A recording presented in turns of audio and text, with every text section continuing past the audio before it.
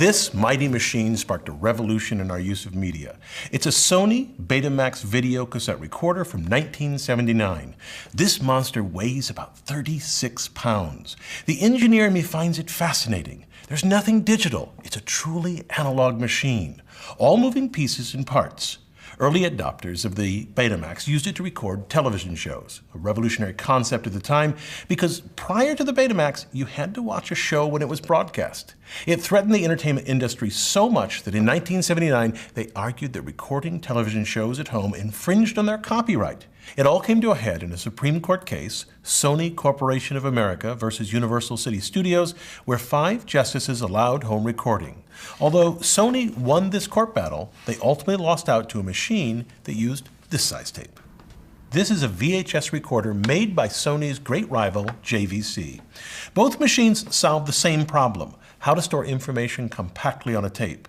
Here's the brilliant innovation used by both machines. The machine grabs the tape, drags it forward as this silver drum starts to spin rapidly.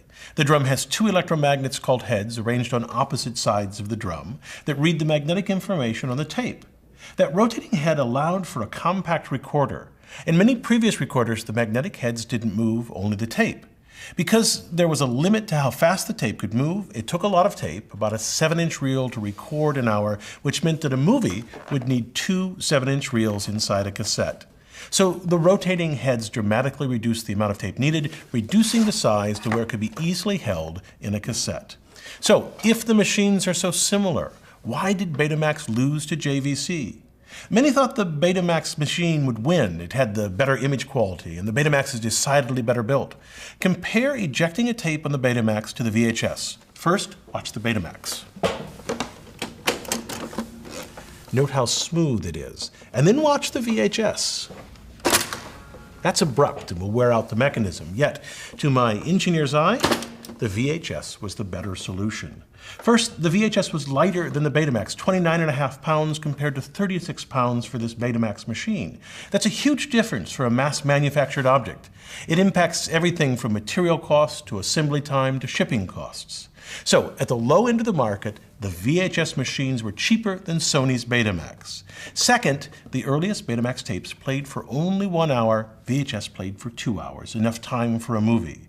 The ultimate killer, though, was the rental market. Well, Betamax focused its ads and energies on time shifting. Their ads featured headlines like "Watch Whatever, Whenever." Well, JVC, the maker of the VHS system, created relationships with the nascent video rental industry. When this market grew, VHS dominated in titles. And while you could for a while find both formats, eventually retailers began giving shelf space to the slightly more dominant brand, which then dominated even more. So, the Betamax versus VHS dispels the notion that simply being first to market is the most important issue. It reminds us that technical excellence in one area isn't enough, here the superior picture quality of Betamax, but that all technical aspects matter. For any mass-manufactured object, the winner is usually the one that is just good enough.